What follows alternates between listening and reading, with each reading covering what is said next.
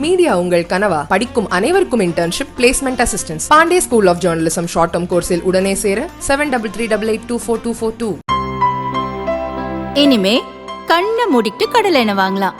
ஏன்னா மந்த்ரா கடலை எண்ணெய் இதயத்தின் தயாரிப்பு.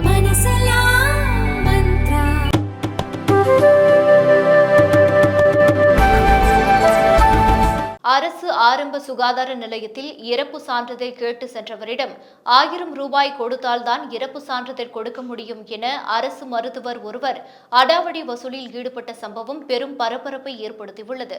திருச்சி மாவட்டம் தொட்டியம் அருகே மேய்கல் நாயக்கன்பட்டியில் அரசு ஆரம்ப சுகாதார நிலையம் இயங்கி வருகிறது.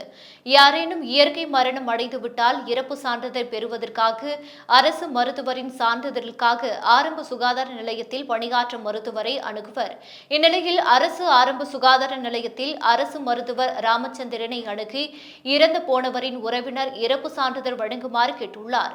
அதற்கு அரசு மருத்துவர், இறந்தவர் எப்படி இறந்தார்? நோயற்ற மனிதர் 90 வயது வரை உயிர் வாழ முடியும். அவரின் இறப்பு எப்படி நிகழ்ந்தது? 1000 ரூபாய் பணம் கொடுத்தால் மட்டுமே இறப்பு சான்றிதழ் வழங்க முடியும். நான் இங்கு சான்றிதழ் வழங்குவதற்காக பணியாற்றவில்லை. அது எனது வேலை இல்லை.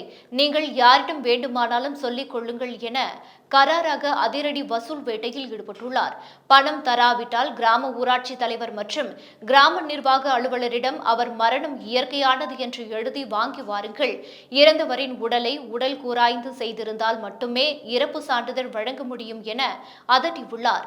இறப்பு சான்றிதழ் வழங்க அரசு மருத்துவர் பணம் கேட்டு அடாவடியாக பேசியது பொதுமக்கள் மத்தியில் கடும் அதிர்ச்சியை ஏற்படுத்தியுள்ளது.